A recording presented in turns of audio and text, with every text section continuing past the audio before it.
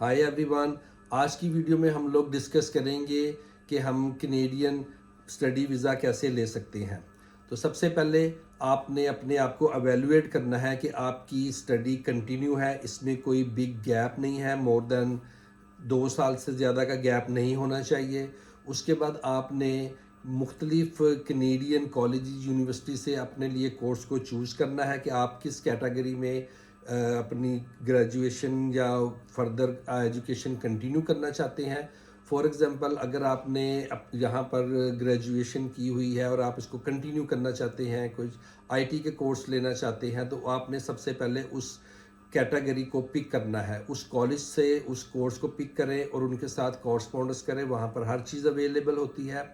उस कोर्स को पिक करने के बाद आप उनके साथ जब कॉरस्पॉन्डेंस करते हैं तो उनको अपने डॉक्यूमेंट्स भेजते हैं और अपनी कोर्स की डिटेल बताते हैं। उसके बाद एक्सेप्टेंस लेटर अगर आपको वहाँ से रिसीव हो जाता है कि उनके पास वो सीट वेकेंट है आपके लिए, वो उसको रिज़र्व कर सकते हैं, तो वो आपको 1 सेमेस्टर की फ़ीस और 1 सेमेस्टर की अकोमोडेशन के लिए आपको वो फ़ीस रिक्वायर्ड करते हैं। वो फ़ीस आपने ऑनलाइन जमा करवानी होती है या पे ड्राफ्ट के ज़रिए वहाँ भेज देते हैं। जब मुतलका कॉलेज या यूनिवर्सिटी को वो पे ड्राफ्ट मिल जाता है तो वो आपको यूनिवर्सिटी की तरफ से एक लेटर इशू कर देते हैं एम्बेसी के लिए, जिसको एक्सेप्टेंस लेटर कहते हैं। यूनिवर्सिटी में एडमिशन होना या एक्सेप्टेंस लेटर लेने का ये हरगिज़ मतलब नहीं है कि आपको कैनेडियन एम्बेसी वीज़ा इशू कर देती है। मुख्तलिफ कॉलेजेस आइट्स को सपोर्ट करते हैं, वो आइट्स को मस्ट रखते हैं, और कुछ कॉलेजेस वो आइट्स को स्किप कर देते हैं। लेकिन एम्बेसी की ये रिक्वायरमेंट्स होती है कि वो आइट्स को ज़्यादा ज़रूरी रखते हैं अपनी चेक लिस्ट में। जब आपको एक्सेप्टेंस लेटर आ जाता है, फिर आपने अपना केस एम्बेसी में कैसे फ़ाइल करना है। तो इसके लिए कनेडियन की एक ऑफिशियल वेबसाइट है, जिसका मैं एड्रेस डिस्क्रिप्शन में डाल दूंगा, cic.gc.ca। अगेन मैं रिपीट कर देता हूँ, cic.gc.ca। आपने इनके इस पोर्टल में जाके अपना एक अकाउंट क्रिएट करना है और उसके बाद अपना एक प्रोफाइल बनाना है। प्रोफाइल बनाने के बाद आपने एक टैब क्रिएट करना है जिसमें होता है कि आप स्टडी वीज़े के लिए अपना केस फाइल करना चाहते हैं। जब आप टैब को क्रिएट कर लेते हैं तो वहाँ पर आपको एक कंप्लीट चेक लिस्ट अवेलेबल होती है कि आपने कौन कौन से फॉर्म भेजने हैं। आपने बैंक स्टेटमेंट ऐड करनी है, अपने पासपोर्ट ऐड करना है, अपने आईडी कार्ड ऐड करना है, आपने बैंक का कॉलेज का जो मुतलका यूनिवर्सिटी का एक्सेप्टेंस लेटर देना है, और आपने आइट्स का भी टेस्ट वहाँ पर अपलोड करना है।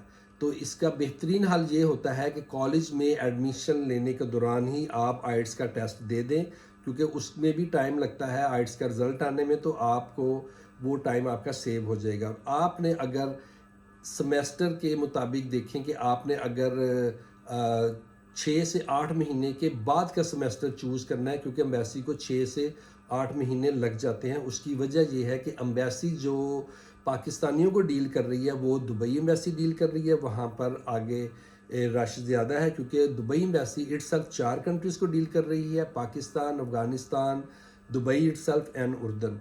सो इसलिए वहाँ पर टाइम ज़्यादा लगता है। आपने ये टाइम गैप थोड़ा सा उसको मद्देनज़र रख के चलना है।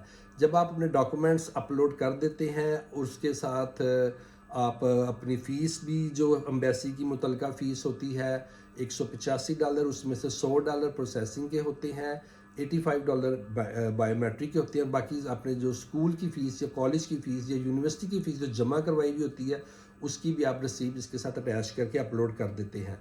जब ये सारे डॉक्यूमेंट्स आप अपलोड कर देते हैं तो आपको एक कंसेंट फॉर्म साइन करके उसके साथ इलेक्ट्रॉनिक सिग्नेचर के साथ ये फ़ाइल सबमिट करनी होती है। जैसे ही आप फाइल सबमिट करेंगे, आपको 2 लेटर रिसीव होते हैं। एक लेटर होता है एक्सेप्टेंस का, जिसमें आपको एक फ़ाइल नंबर अटैच हो जाता है, और एक लेटर आपको उस फाइल नंबर के अगेंस्ट एक लेटर आपको रिसीव होता है बायोमेट्रिक का। बायोमेट्रिक की जो सेंटर्स अवेलेबल है वो लाहौर, कराची, इस्लामाबाद, हरीपुर में अवेलेबल है। आप इनकी वेबसाइट पर जाके अपनी बुकिंग करवा सकते हैं और उसी टाइम स्पैन में आप जाके अपने फिंगरप्रिंट्स दे सकते हैं। कैनेडियन एम्बेसी में जब आप फिंगरप्रिंट्स देते हैं तो आपके फिंगरप्रिंट्स 10 साल के लिए वैलिड होते हैं। फॉर एग्जांपल, अगर किसी वजह से आपका वीज़ा रिजेक्ट हो जाता है तो आपके वही फिंगरप्रिंट्स 10 साल के लिए वैलिड होते हैं। अगर आप दोबारा वीज़ा फाइल करते हैं तो यही है फिंगरप्रिंट्स आप दोबारा यूज़ हो जाते हैं, तो आपको दोबारा फिंगरप्रिंट्स के फ़ीस जमा नहीं करवानी पड़ती। तो जब आपने डॉक्यूमेंट सारे जमा करवा दिए, उसमें आइट्स, आपके करंट एजुकेशन के सर्टिफिकेट्स होते हैं, आपका पासपोर्ट होता है, आपकी आईडी होती है, आपका पिक्चर्स होते हैं, आपकी एक्सेप्टेंस लेटर होता है, वो सारी चीज़ों को प्रोसेस करने के बाद वीज़ा ऑफिसर ये डिसाइड करता है कि आपको वीज़ा देना है या उसको कुछ रिफ्यूज़ करना है।